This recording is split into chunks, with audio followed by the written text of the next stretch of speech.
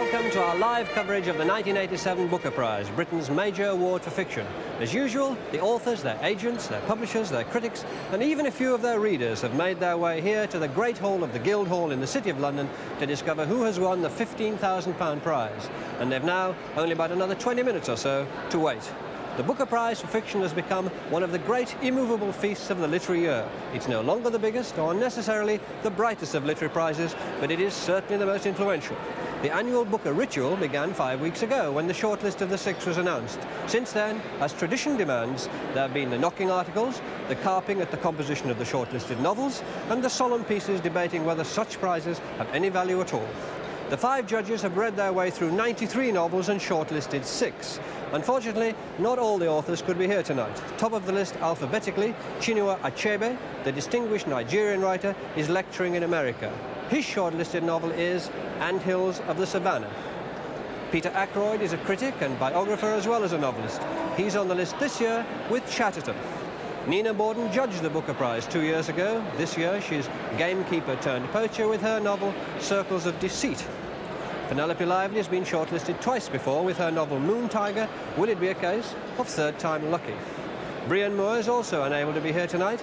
Born in Belfast, Brian Moore became a Canadian citizen and now lives in California. His shortlisted novel is The Colour of Blood. Iris Murdoch won the Booker Prize in 1978 with The Sea. No one's won it twice. The book and the Brotherhood, her 23rd novel, and none of them are short, puts her on the shortlist for the 6th time.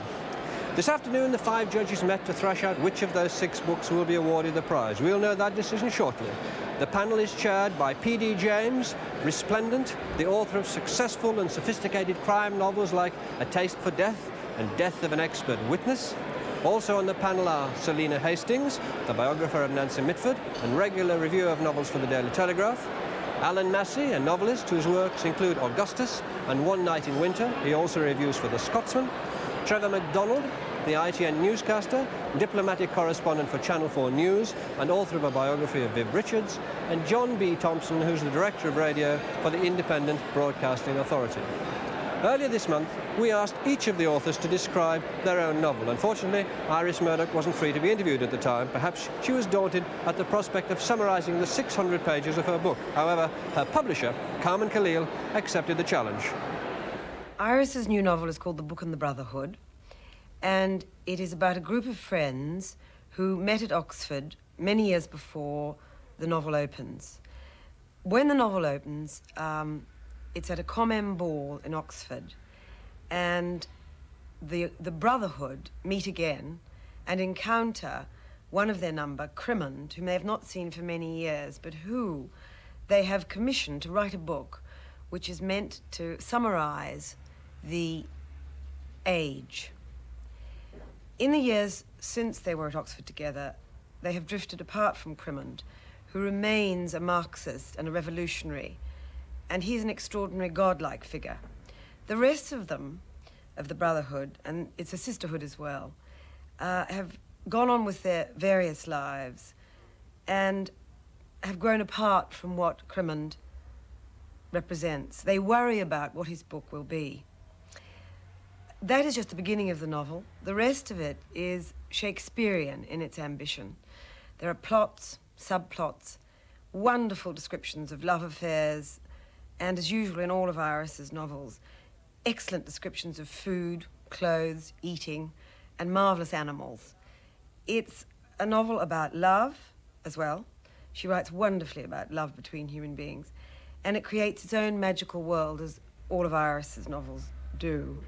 The kind of novel that I write is designed to be a work of art in some traditional sense.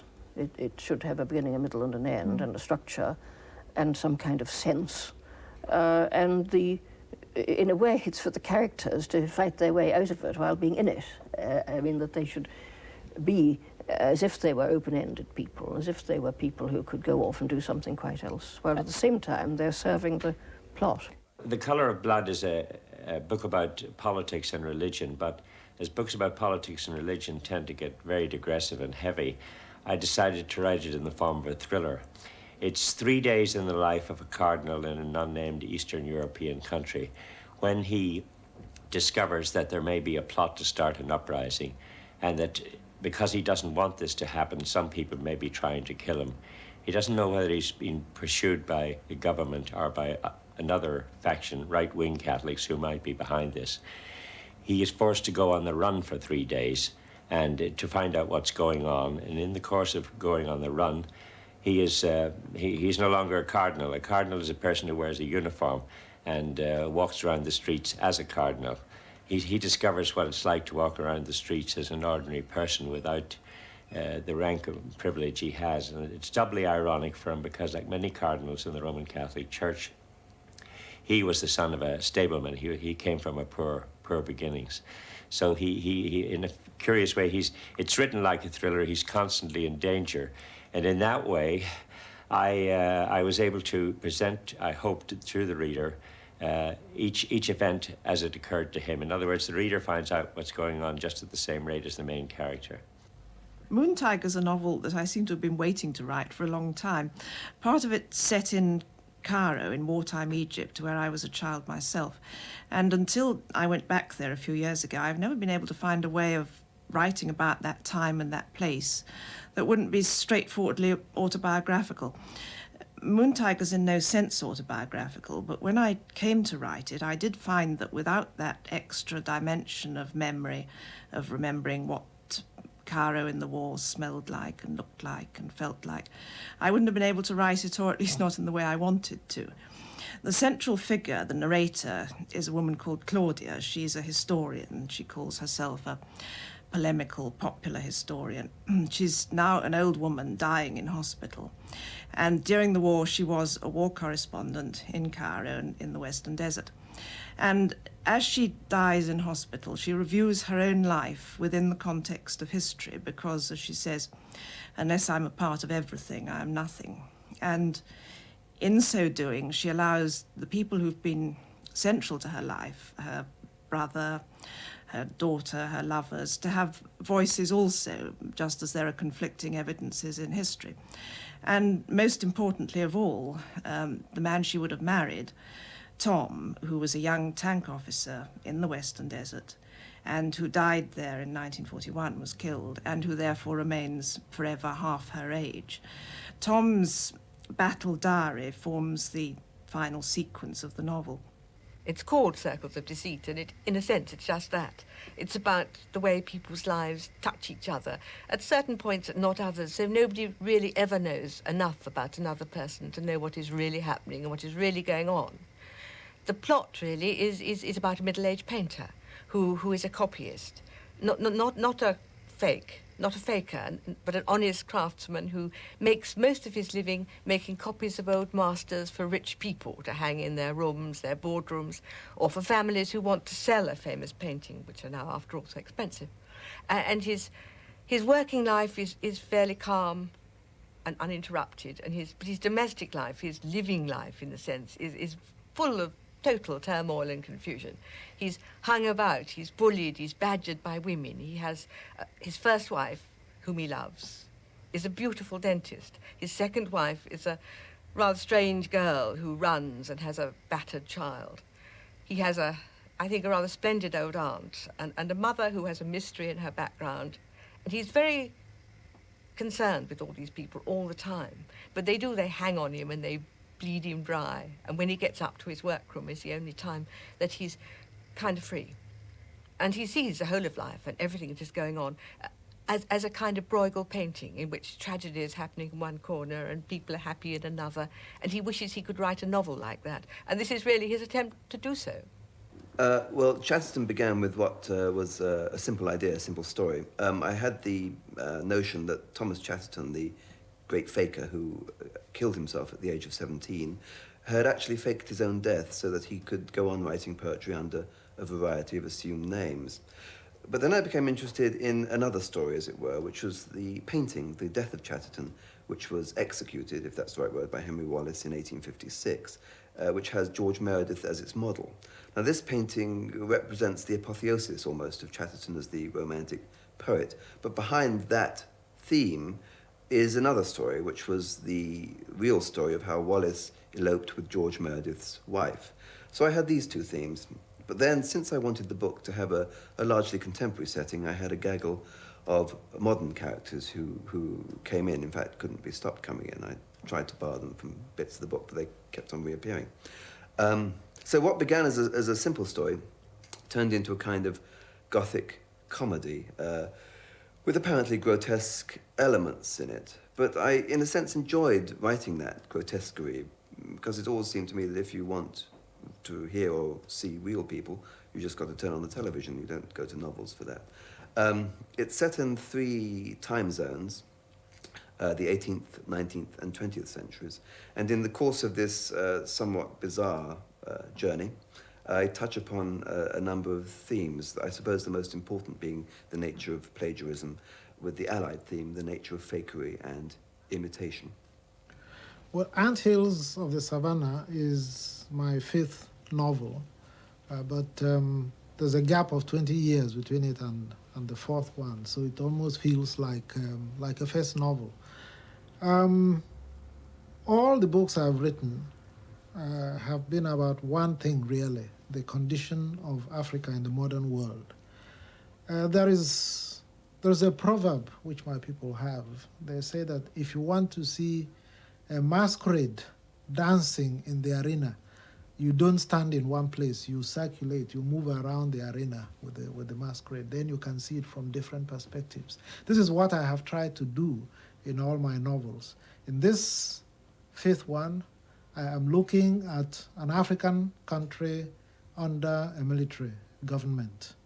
And I'm looking at what happens to a military regime that begins with good ideas, but very quickly descends into tyranny. This is one of the main concerns. The other concern is the role of women. I have been conscious for some time that we have an ambivalence to women, and it's something we ought to look at closely. In my tradition, we say that mother is supreme, and yet we find women are oppressed. And so I have tried to work out, to suggest a more creative role for women in our society. Well, those are the runners and riders. This is the only time of year when book readers and bookmakers come into close contact. Ladbrokes were giving these odds today. The Colour of Blood, 7-4. Chatterton, 5-2. The Book and the Brotherhood, 3-1. Anthills of the Savannah, 9-2. And Circles of Deceit and Moon Tiger, 7-1. Somebody could have had a very shrewd bet there, but it's too late now. What's the word in the paddock? We carried out our own straw poll. Hermione Lee met a few of the guests as they were arriving earlier this evening. Peter Ackroyd, Chatterton. Why? Well, it's the best, and it's also the only one I've read. Well, who I want to win is Ian McEwan, but he won't win because they've left him on the shortlist. It's an oversight, I think. Who I think will win is Peter Ackroyd, and that'll be a very good choice. I think it's quite likely to be Brian Moore, and I'll be very pleased. One, in a way, I think it's his turn, and I think it's his best novel, and I think it's an exciting, thrilling read with hidden depths. So I'm very much for him. I've come to hope that Iris Murdoch will actually win it for a second time, because she's a marvellous writer and it's a marvellous book. And behind Iris Murdoch, I have a great admiration for Brian Moore. I think it'll be Brian Moore this year, and a very well-deserved win if it is. But I'd also love Nina Bawden to come through, so I'm backing 2 horses. I enjoyed her novel very much. And there's 6 good books. It would not be a shame if any of them won. The head would vote for Ackroyd, the heart would vote for Penelope Lively. Well, it might be Achebe, I think, though everybody's saying Brian Moore, and who is one to defy the pollsters and the prognosticators? Really, I don't know. I think rather not Iris Murdoch, though that's just a hunch. Oh, I do have some very strong preferences, yes, but I always do. But as one of the management committee, I feel that I shouldn't tell you what they are. Chinua Achebe. Why? Because he's a writer of world class, and he doesn't write about English literary history and adultery. A slight listing to Ackroyd, but still there's no clear favourite for this year's Booker. Perhaps more than most years, the field really is wide open. But now let's see who has won. Here's Michael Caine, chairman of Booker.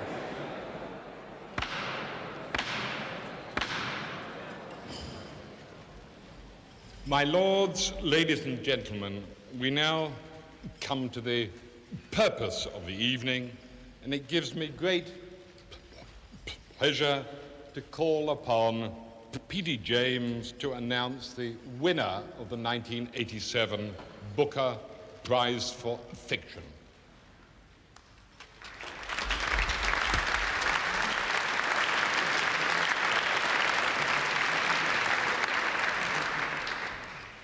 My lords, ladies and gentlemen, it is always a privilege to be invited to join the Booker panel of judges, and 1987 has been such a splendidly rich year for fiction that our task has been particularly enjoyable and rewarding. It has also, for the same reason, been unusually difficult. We are, of course, required to do the impossible. 20 years from now, we may be able to judge with more certainty which novel was, in fact, the best published in 1987. But even with the sanctification of time, our response to a work of literature remains as individual as our response to architecture or landscape. All we as judges can claim is that 5 very different people, meeting at one moment of time, tried with honesty and diligence to select for the shortlist novels in which a serious artistic intention was most fully realized and which provided in high measure an exhilarating mixture of admiration, excitement, and sheer reading pleasure. This year, we were required to read 93 novels. We held 2 shortlisting meetings totaling 6 hours, at the end of which we had reduced a preliminary shortlist of 12 works to the final 6. Anthills of the Savannah by Chinua Achebe, published by Heinemann. This is a novel by one of Africa's most distinguished writers, written partly in African dialect, about the savagery and corruption blown into West Africa by the wind of change. It is a story about poverty, tyranny, and pain, but it is also about resistance to tyranny, written with irony and passion, and ending with a message of hope. That is, that it is the ordinary people who suffer and endure, and it is the people with their courage and their humor who will survive. Chatterton by Peter Ackroyd, published by Hamish Hamilton. In this glittering and fascinating novel, Peter Ackroyd moves in 3 periods of time and uses the tragic story of Chatterton to explore the nature of poetry, plagiarism, and death. The characters are occasionally bizarre, but they are never caricatures, and there is tenderness and humanity in the portrayal of the young, doomed, modern poet's relationship with his wife and son. Chatterton is tragic, but also comic, a brilliantly crafted study of reality and illusion. Circles of Deceit by Nina Bawden, published by Macmillan. In this cleverly structured novel, Nina Bawden is successful in the somewhat audacious technique of writing as a man. The narrator is a painter who is a copyist of old masters, an honest craftsman, susceptible to and beset by women. The novel is a subtle exploration of emotional and professional deceit, with sensitive portrayals of the vulnerable young, particularly the narrator's love for his lost schizophrenic son. Moon Tiger by Penelope Lively, published by Andre Deutsch. In this complex and beautifully controlled novel, an elderly historian, Claudia Hampton, lies dying in hospital, and as the people who have been important to her visit and leave, she reflects on and tries to make sense of her life and of her small place in the history of her generation and of the world. The theme can be summed up in her own final realization. Unless I am part of everything, I am nothing. This is an exciting novel of war and action, which is also a modern love story, written without sentimentality. Always a difficult task, but here splendidly and movingly achieved. The Colour of Blood by Brian Moore, published by Cape. Like the Achebe, this is a novel about tyranny. The tragic hero, Cardinal Bem, is primate of an unnamed East European state, very like Poland, but the essentials of the story could as well apply to Ireland. On one level, this is an exciting political and psychological thriller about an attempt on the Cardinal's life, his imprisonment, and escape. On another, it is a story of contemporary relevance and importance about the evils of fanaticism, reminding us that moderation and tolerance also have their martyrs. The characterization is meticulous, but Brian Moore writes tersely, without a superfluous word. The Book and the Brotherhood by Iris Murdoch, published by Chatto and Windus. The Brotherhood, which includes women, is a group of Oxford friends. The book is commissioned by them, and the writer is Crimond, a maverick neo-Marxist who exploits, manipulates, and betrays. It is a novel of intense emotions, of violent and dramatic happenings, with the usual Murdoch erotic permutations. Her world is not wholly realistic, but it is always consistent and absorbing. This is a brilliant novel, marked by high intelligence. Virginia Woolf has written that a good novel should leap like a fish on the end of a line. These are 6 leaping fish. As we had half expected, our final choice was not unanimous, but we all agree that the chosen novel is a distinguished and fitting winner of the Booker Prize. My lords, ladies, and gentlemen, the winner of the Booker Prize for Fiction for 1987 is Penelope Lively for Moon Tiger. Well, yells of applause there for Penelope Lively. Her 7th novel, quite clearly in this hall, a very popular winner.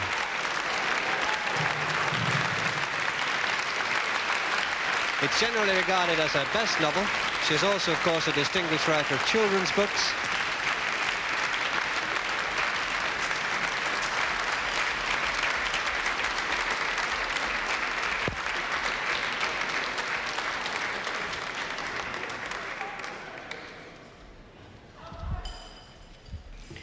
Ladies and gentlemen, I spent this morning drafting an article which I was going to offer to a Sunday newspaper entitled How to Not Win the Booker 3 Times.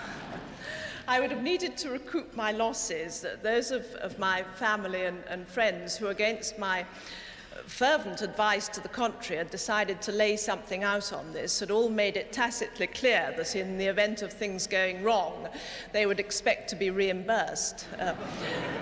I'm not a betting woman myself, and indeed I have slight reservations about books becoming a spectator sport, but those who have more of an eye for these things had assured me that 8 to 1 was an irresistible flutter.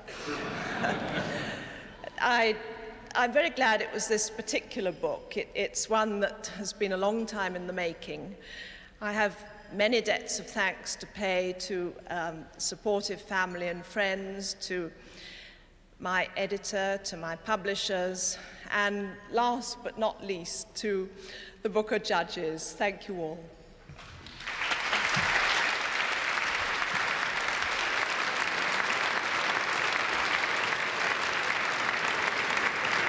Well, in racing terms, it was the outsider came in. She was the outsider in the betting, along with Nina Bawden. And yet a lot of people seem very unsurprised and clearly delighted. Penelope. Congratulations. Hello, thank you. I have to hold this towards you, and we have to vaguely look at each other. There isn't really time for an interview. Congratulations. Well, Did you really expect it would be 3rd time lucky? No, I didn't. No, I'm not the kind of person who would, and I didn't know. I suppose we've only time for a minute interview, so let me ask you one question only. It's based on a woman who wants to write the history of the world. She has a great deal to do with a central part of her life in Egypt. Is there a good deal of autobiography in the thought and the action in there? Not really, no. The only autobiographical part is that I myself was born and raised in Egypt. I was there during the war. I couldn't have written it without that experience, but otherwise there is nothing more autobiographical in it than there is in any novel. And in this novel, as in many of your others, there's a central part is played by an historian. Do you see this as a great forming part of the way you write fiction? I suppose, well, I certainly have a deep consciousness of history, but more than that, I think it's to do with the operation of memory, and this was just one in which I wanted to put all that, and I wanted it to be in the mouth of somebody who felt this very strongly, who felt her own affinity with the world, who felt that she was hitched to the universe in an enormous way. Well, thank you very much. I'm glad I first heard it in Australia a few months ago. Congratulations, Penelope Lively, the winner of this year's Booker Prize. We hope to be here at the Guildhall next year. Thanks to our host, Booker, from the Guildhall. Good night. Well done. Smashing, isn't it?